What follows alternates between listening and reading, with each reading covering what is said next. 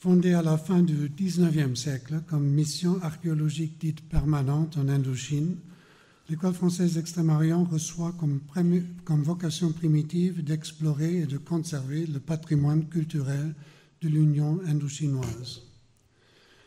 Selon les termes de l'arrêté fondateur, il incombe aussi à l'école de favoriser la connaissance des langues, de l'histoire et des monuments des territoires de l'Union et de contribuer à l'étude érudite des régions et civilisations de l'Inde et de la Chine, la France ayant, en citant les mots d'Olof Jancé et ceux de Gilberte de Corral-Rémusat, la chance d'avoir au Tonkin et dans l'Annam du Nord une Chine ancienne à domicile, et dans ses autres protectorats et colonies de la presqu'île, une Inde extérieure. La nouvelle institution est alors placée sous l'autorité du gouverneur général de l'Indochine française, Paul Doumer, et sous le contrôle scientifique de l'Académie des inscriptions et belles-lettres. Dans le sillage des accords de Genève de 1954, le processus de décolonisation asiatique entraîne le départ de l'FAO de la région et la cession de ses biens et l'installation scientifique aux nouvelles nations. La bibliothèque de l'FAO à Hanoï, qui abriterait des fonds orientalistes parmi les plus riches de l'époque, et 8 musées encore actifs aujourd'hui, dont 3 comme musées nationaux au Cambodge, au Laos et au Vietnam. Avec le soutien de l'Académie des inscriptions et belles-lettres, Jean Filiosa, directeur de l'FAO de 1956 à 1977, entreprend une réorientation de l'école, laquelle multiplie ses implantations de Pondichéry en 1964 à Kyoto en 1968.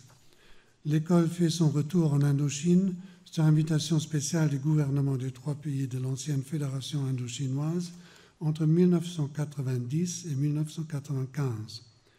Les années 90 voient l'ouverture des premiers centres permanents de l'FAO en Chine et en Corée. Composé d'un réseau de 17, bientôt 18 implantations dans 12 pays, l'école connaît une nouvelle transformation profonde au début du XXIe siècle. Il faut noter que l'ambition coloniale et la raison orientaliste qui avait animé son fonctionnement d'avant-guerre avaient cédé le pas aux considérations géopolitiques dans un monde plus intégré, déplaçant l'ancrage des études asiatiques vers les disciplines des sciences humaines et sociales. Et dans le contexte des efforts consentis par les États-Unis d'Amérique durant la Seconde Guerre mondiale pour s'armer en vue des conflits du Pacifique et de la guerre civile en Chine, le centre de gravité des recherches de pointe sur l'Asie avait migré, d'abord vers le Nouveau Monde, pour ensuite graduellement retrouver sa place naturelle en Asie même. Aujourd'hui, l'FAO est l'établissement de référence pour la recherche de terrain et sur les civilisations anciennes de l'Asie orientale et sud-orientale. Les enseignants-chercheurs déploient leurs activités scientifiques en partenariat avec nombre d'institutions françaises, européennes, asiatiques et sud-pacifiques à travers l'une des régions les plus dynamiques et critiques de la planète. Et l'école y fournit des moyens et des structures de recherche. Elle apporte une intelligence de l'Asie susceptible d'éclairer les enjeux culturels, politiques, religieux et sécuritaires traversant cette région du monde. Pour compter au XXIe siècle, l'FAO doit mettre au premier plan de son action l'avancée des connaissances et de la compréhension des civilisations de l'Extrême-Orient par les travaux de terrain et une approche pluridisciplinaire. L'excellence au sein des disciplines scientifiques de l'école, des moyens, de la recherche et de la diffusion des résultats. La quête d'un encadrement pertinent et de qualité pour que les étudiants formés, les boursiers de l'école, obtiennent dans leur sujet de recherche des résultats remarquables. Ces ambitions interviennent dans un environnement financièrement contraint, une concurrence toujours plus forte en termes de visibilité internationale, nécessitant d'aménager des champs scientifiques de l'FAO, d'affûter son fonctionnement institutionnel et son recrutement, de déployer et mutualiser ses actifs et dispositifs en France et en Asie au sein de réseaux de partenariats pertinents. Dans la mouvance du regroupement des institutions de la recherche et de l'enseignement supérieur en France, en quête d'un meilleur classement international et de nouveaux financements spécifiques, l'FEO et ses principaux partenaires historiques, à savoir l'École pratique des hautes études et l'École des hautes études en sciences sociales, rejoignent d'abord le pôle de recherche et d'enseignement supérieur ESAM. Il s'avérera plus opportun pour les 3 établissements 6 à Paris, rejoints par l'école des Chartes, de rallier l'université PSL, susceptible de présenter une meilleure adéquation des établissements et de projeter collectivement un plus fort potentiel académique à l'international. En parallèle, le réseau des écoles françaises à l'étranger, comprenant, outre l'école française Extrême-Orient, ses aînés d'Athènes, de Rome et du Caire, ainsi que la Benjamine de Madrid, est formalisé par l'entrée en vigueur en 2011 du décret unique portant statut des 5 écoles. Toutes doivent à l'Institut de France leur origine et aussi leur mission, à savoir l'immersion linguistique et culturelle de jeunes chercheurs dans les civilisations classiques de l'Europe et de l'Asie. Et l'Institut continue de participer au contrôle scientifique des 5 établissements. Si depuis 10 ans, les échanges sont allés croissant dans les disciplines communes, telles l'archéologie, l'épigraphie, l'histoire de l'art, et se sont multipliés entre les services fonctionnels respectifs des 5 EFE, la mutualisation visée ne peut effacer les spécificités géographiques, linguistiques et les publics visés des écoles, au sein desquels il convient de distinguer nettement les 4 établissements méditerranéens de l'École française d'Extrême-Orient. Ainsi, le réseau des EFE, s'il est susceptible d'apporter à terme une simplification dans la gouvernance exercée par le ministère de l'Enseignement supérieur et de la Recherche, introduit inévitablement un niveau de gestion supplémentaire pour chacune des écoles françaises à l'étranger. L'FEO a su tirer parti de son installation depuis la fin des années 50 à Paris pour investir, à compter de 1968, la Maison de l'Asie, avenue du Président Wilson. À la différence des 4 écoles méditerranéennes, c'est à Paris que l'FEO assoit ses services centraux: gestion et comptabilité, édition et communication, bibliothèque et photothèque, et ses activités de recherche et d'enseignement métropolitaines. Occupant initialement plusieurs locaux non contigus dans l'immeuble, l'FEO en est désigné gestionnaire en 1997. En 2013, l'FEO signe avec l'État propriétaire une convention qui met l'immeuble à sa disposition exclusive, charge à elle d'en rationaliser l'occupation. L'FEO est ainsi à même d'y accueillir les activités du réseau des écoles françaises à l'étranger, même après avoir accru la capacité et la qualité de l'accueil des étudiants et des chercheurs. Lieu privilégié de rencontres et de dialogue, la Maison de l'Asie devient l'Observatoire français des cultures asiatiques. L'FEO avait déjà, en 2007, noué une alliance avec le Musée national des arts asiatiques Guimet, situé de l'autre côté de la place d'Iéna, au sein du pôle Iéna. Misons sur les actions communes existant de longue date, comme la publication de la revue Arts asiatiques, le pôle Iéna instaura alors, grâce à l'action du mécénat du groupe LVMH, le cycle annuel des conférences Iéna. Le premier cycle 2007-2008, Images et imagination, le bouddhisme en Asie, réunit 11 conférenciers de renommée internationale et suscite un vif intérêt à Paris, puis dans plusieurs métropoles d'Asie. Les conférences Iéna sont publiées sous forme d'un recueil annuel et diffusées en présentation audiovisuelle sur Internet. Le pôle Iéna a l'avantage d'attirer au musée Guimet des chercheurs de haut niveau et de permettre aux travaux d'érudition de l'FEO de toucher de nouveaux publics. On ne peut que souhaiter que de futurs responsables de ces 2 maisons réaniment l'esprit de coopération que j'avais eu le privilège de partager avec notre très regretté confrère Jean-François Jarige. Dès 2004, soit 2 ans avant la mise en application de la loi organique relative aux lois de finances visant la réforme en profondeur de la gestion financière de l'État, l'FEO met en place un contrôle de gestion et une comptabilité analytique permettant de maîtriser en temps réel les recettes et les dépenses, d'optimiser les crédits de recherche, de traiter des dysfonctionnements et d'établir des bases fiables d'une nouvelle stratégie d'investissement. L'FEO adopte un fonctionnement en réseau pour sa gestion et sa communication interne et externe. Les nouveaux outils et médias rapprochent les chercheurs dispersés dans 13 pays et contribuent au dialogue entre aires culturelles, disciplines ou métiers. Ils stimulent l'activité scientifique, permettent de renforcer la cohérence de l'action de l'école et d'augmenter son impact. L'agenda de l'FEO, aujourd'hui lettre d'information, met en lumière la vie des centres et du siège. Le site Internet rénové est désormais bilingue.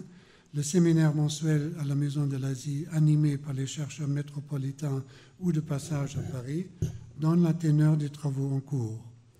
L'école réunit tous les 2 ans l'ensemble des enseignants-chercheurs et les responsables des services du siège dans l'un des centres FEO ou à Paris. Les réunions générales servent à donner à chacun toute la mesure de l'institution et de ses moyens et à nourrir les échanges. À l'heure où les institutions de recherche asiatiques investissent massivement dans le digital, l'FEO numérise ses ressources documentaires, souvent uniques, rapports de recherche, fonds d'archives, corpus de manuscrits et d'inscriptions, pour les mettre à la disposition de la communauté scientifique. La participation de l'FEO à la Bibliothèque universitaire des langues et civilisations, BULAC, permet un recentrage du pôle documentaire de la Maison de l'Asie, tête de pont d'un réseau de 6 bibliothèques régionales. Le fonds documentaire de l'FEO est redéfini comme devant comprendre une collection de niveau international pour les études sud-asiatiques, élargie à l'Asie orientale et méridionale pour ce qui concerne les disciplines transversales, telles l'archéologie, l'épigraphie, l'ethnographie, l'histoire de l'art, les sciences religieuses. La solidité et la vigueur de l'établissement passent par un processus de recrutement ouvert. Sa lisibilité et sa visibilité croissent avec la consolidation des équipes de recherche. Il ne peut se soustraire à l'évaluation des unités de recherche et de publication et celle des pôles documentaires par des experts internationaux qualifiés, qui est devenu de rigueur. L'établissement bénéficie de la participation aux appels à projets nationaux et internationaux, laquelle encourage la recherche collaborative et les projets les plus innovants. L'FEO participe à la transmission des connaissances par les enseignements dispensés en France et dans les centres en Asie ou au sein de leurs institutions partenaires. L'encadrement de master et de doctorat se déploie désormais au sein de l'université PSL. Les centres FEO contribuent aussi à la formation et à la recherche par leurs ateliers de lecture ou de formation pédagogique, l'accueil des stagiaires, notamment sur les chantiers de fouilles, ou des boursiers rémunérés par l'école. Chaque année, l'FEO reçoit ainsi une trentaine de boursiers et stagiaires, français ou étrangers, sans compter les participations au cours de sanskrit et de tamoul classique du centre FEO de Pondichéry et ceux de la Tamdao Summer School offerts par le centre FEO de Hanoï, contribuant à l'émergence de nouvelles générations d'enseignants et de chercheurs. La réputation de l'FEO repose enfin sur la qualité et la diffusion de ses publications.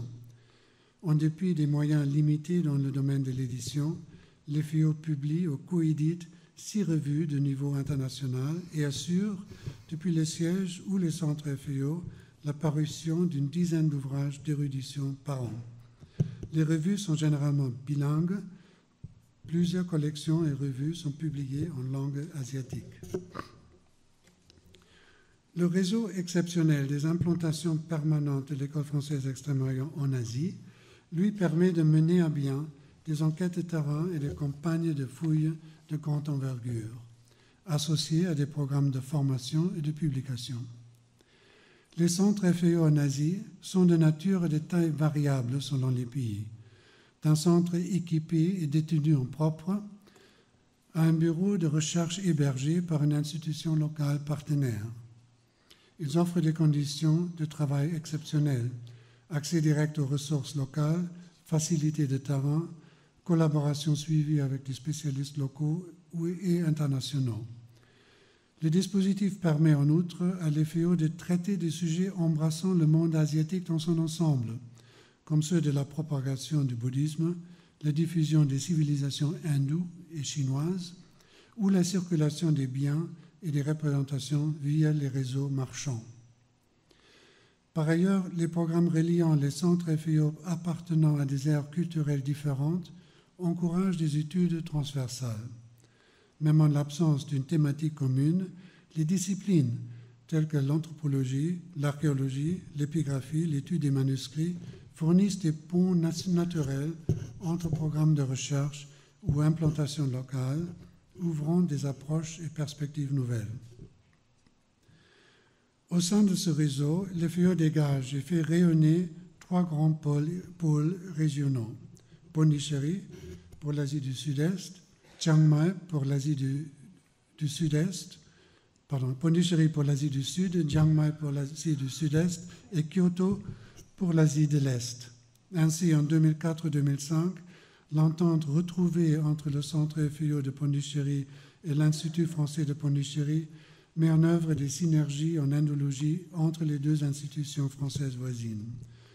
En 2008, une nouvelle bibliothèque régionale est construite sur le terrain de l'FAO de Chiang Mai, dans le nord de la Thaïlande, pour l'étude du bouddhisme et de ses adaptations locales en Asie du Sud-Est.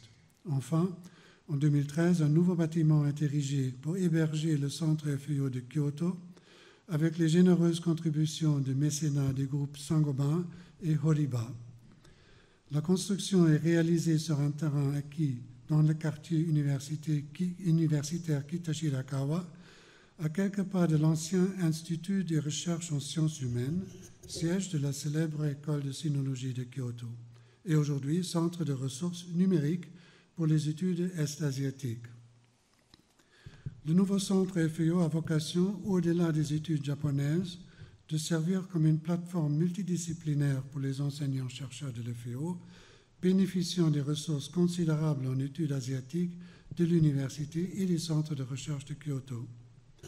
Par ailleurs, l'FAO saisit une occasion en 2011 d'occuper un bâtiment appartenant au Consulat général de France à Ho Chi Minh Ville pour établir une implantation dans sa ville d'origine. Cette stratégie de développement vise à réduire le nombre d'implantations en Asie louées, parfois à un coût prohibitif, au profit de locaux détenus en propre et mutualisés, ou bien mis à disposition gratuitement dans le cadre d'un accord de coopération, et à concentrer les investissements sur un nombre restreint de sites à portée régionale. Le réseau de l'FAO constitue un élément majeur du dispositif français de la recherche à l'étranger. Unique au monde, il possède un potentiel certain de mutualisation et d'internationalisation au sein de l'Union européenne, mais aussi avec des partenaires asiatiques ou sud-pacifiques. En 2007, l'FAO, soucieuse de pérenniser ses implantations, prend l'initiative de fonder et coordonner le Consortium européen pour la recherche sur le terrain, ICAF, en Asie.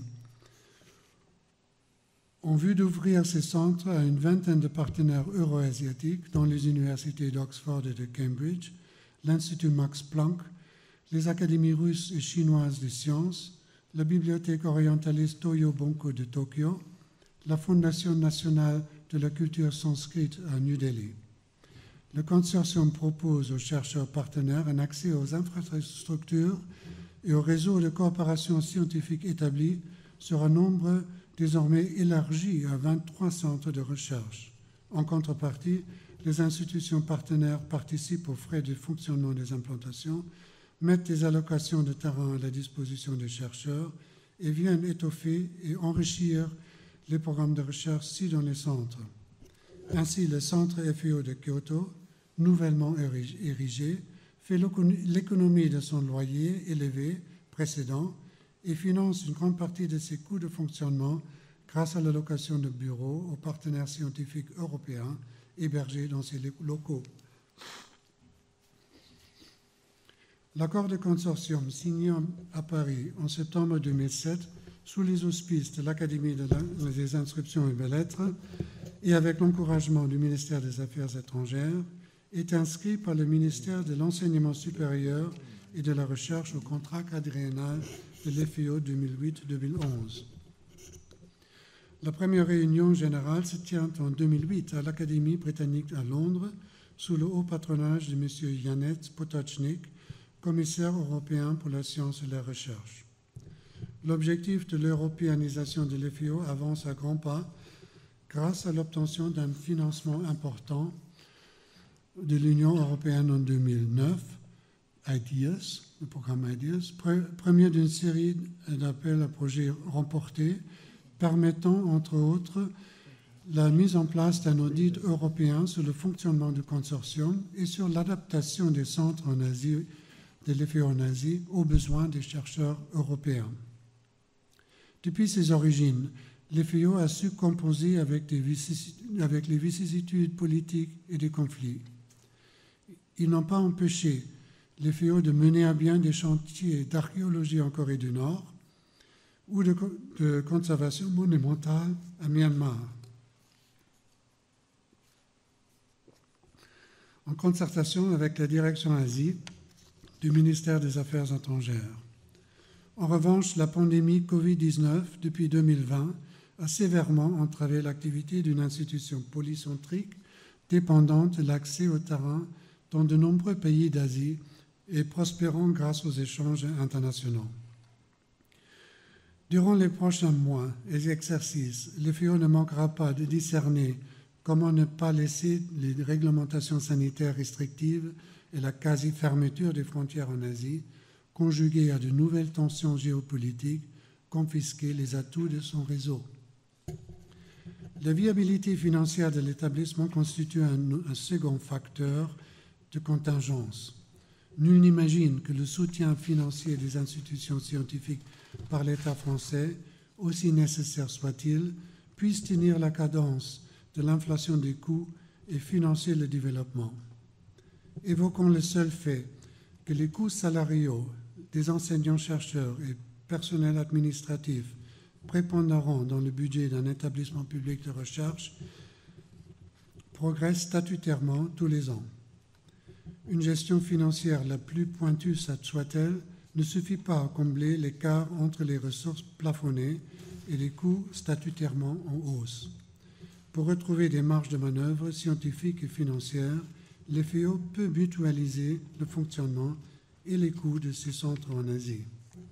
La constitution du consortium européen et son déploiement entre 2007 et 2014 sont salués par les instances d'évaluation en France, en Europe et en Asie. La Cour des comptes, dans son contrôle des comptes de 2003 à 2009 et de la gestion de 2003 à 2011 des écoles françaises à l'étranger, cite en exemple le consortium comme une entreprise stratégique, exemplaire pour la recherche en sciences humaines et sociales sur l'Asie. L'Agence d'évaluation de la recherche et de la recherche supérieure, de l'enseignement supérieur, dans ses rapports de 2008 et 2012, appuie l'initiative sans équivoque. De même, l'audit euro-asiatique coordonné par l'Académie britannique en 2012. Enfin, le ministère de l'Enseignement supérieur et de la Recherche qualifie le consortium comme une initiative stratégique favorisant des énergies scientifiques fortes, les échanges et la mutualisation des ressources. Lors de la formalisation de l'accord de consortium sous l'égide de l'Académie des inscriptions et belles-lettres en 2013, le représentant de la Direction générale Recherche et Innovation de la Commission européenne souligne l'importance de ce rassemblement autour d'un projet d'envergure européenne, reflétant la vision d'un espace européen de la recherche en capacité de travailler par coopération à l'échelle européenne plutôt que par la seule addition de relations bilatérales. Du fait de sa capacité à coordonner des programmes internationaux et à conjuguer des projets touchant tant à l'histoire qu'aux enjeux du monde contemporain, le FEO a su s'hisser au niveau des acteurs européens majeurs en sciences humaines et sociales, avec pour corollaire le fait que fonds européens, fonds publics français hors financement par le ministère de tutelle et fonds privés, fondations et mécénats, ont pu représenter jusqu'à un tiers des recettes de l'FEO. En retirant son appui mi-2013, le ministère de l'Enseignement supérieur et de la Recherche donne un coup d'arrêt à l'avancement du projet. Le renversement de position est motivé par la nouvelle circulaire relative au recours aux agences du gouvernement héros, mettant en garde les ministères contre, je cite, une multiplication d'organismes qui ont en commun d'être dotés d'une certaine autonomie à l'égard du gouvernement, laquelle finirait, je cite, par être préjudiciable à l'action de l'État. Pour échapper au sort des établissements publics qui subissent le plafonnement des concours de l'État, la direction de l'FEO opte alors pour le modèle qualifié par la Commission européenne d'addition des relations bilatérales et continue à pratiquer la mutualisation ad hoc de ces infrastructures avec un nombre restreint de partenaires. Néanmoins, le spectre de programmes délaissés, de postes non pourvus et de centres FEO à l'étranger qui se vident du fait de la conjoncture sanitaire et géopolitique rôde en coulisses. La politique d'ouverture sur l'Europe de l'FEO a été poursuivie par les directeurs Yves Godinot et Christophe Marquet.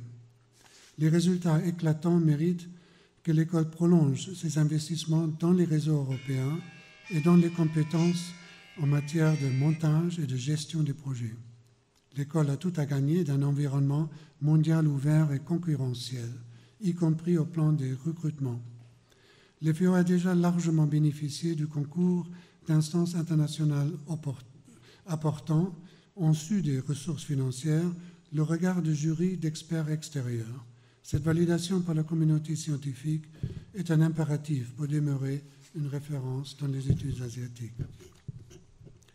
En cohérence avec sa mission primitive, celle d'explorer et de conserver le patrimoine culturel de l'Union indo-chinoise, l'École française Extrême-Orient s'était vue confier en 1906 la conservation d'Angkor. Un siècle plus tard, la restitution à l'autorité cambodgienne en 2011 du temple montagne Bapouane marque l'achèvement du dernier grand chantier de restauration monumentale entrepris sous l'égide de l'école avec le concours du ministère des Affaires étrangères.